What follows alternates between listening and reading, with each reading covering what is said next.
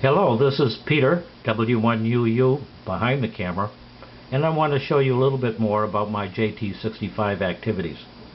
One of the interesting things about JT65 is that you don't need to run high power. You can use simple antennas, and it's a great blast because you're really looking at making contact with other people, practically at the noise level, if not slightly below the noise level.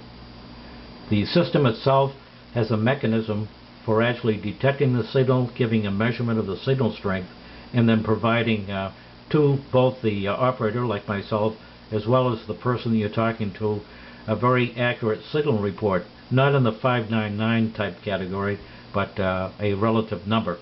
And this makes it kind of interesting because you can really tell how well you're propagating into a particular area.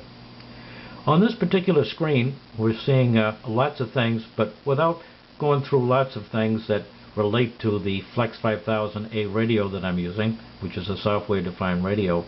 The essential parts of this is the blue section, where you have a waterfall, and you'll see various signals. A louder signal is right in this area, right in here, and something that might be weaker, probably very close to the noise level, will be sort of a little bit more granular. In the background, you can see a little bit of the yellow dots, perhaps, and that's like the ambient noise level. Other aspects here are the green. The green is someone calling a CQ, and I can take my mouse and double click on that, and I'll be all ready to give them a call automatically. While the various stations come up, we can see them all being logged in, the active ones, and they're all color-coded, so I'll know who's calling CQ. Yellow means there's a country that I should work on this band, which happens to be 20. And there's other different colors doing different things. And one that I happen to like a lot is the ones that are like light purple, and that's all the states that I need to work. And I've got quite a few behind me now, and my object is to see if I can do 9 bands, worked all states. I'm a DXer at heart, but I'd rather work someone close to home and have a little bit of fun. A lot of the things on the screen here are pretty typical of the radios themselves, but you'll also notice, and I'll turn the camera over to the actual radio that I use, the Flex 5000. You'll see that there's no tuning knobs, but there is a tuning control, and that's this. It's the mouse, and the mouse I use to do all my controlling activities. And I can do lots of things with this, and it's kind of like a lot of fun. Now, the other thing that I use to make myself kind of happy in making cues are 2 things. One is, other than the power supply, is my MFJ automatic antenna tuner to tune the 43-foot vertical. And I also have another matching network for 160. And to make sure I can get signals that are potentially decipherable and close to the noise level, I have a rotator.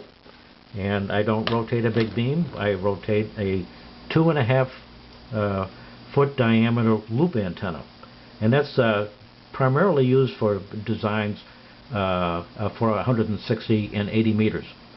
So I have lots of fun looking at what this might do for me. So that's my only magic thing. It's a pretty inexpensive rotator.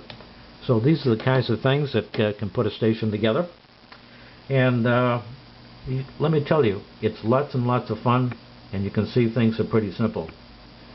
Now, one thing I will say is that you can get a lot of this software for free. And if you have a logging program, HRD, they have a free program that you can use to tap into your radio and show lots of things. You need to have a sound card and other interfaces and so forth. So just about any rate could work. In my case, the idea of a software-defined radio is the next level of really a more complex method of determining signals and acting upon them. But that's the fun of ham radio. It's something new. A lot of people are jumping in. You make lots of friends. You exchange emails with people. So ham radio of the old days is kind of given away to the high-tech, and that's the kind of thing that makes ham radio well worth it. Hey, I'm always around the 076 frequencies. That's the standard frequency for JT65 on the HF bands. And if you hear me in there and you see me green, that means I'm calling CQ and I'm looking for you.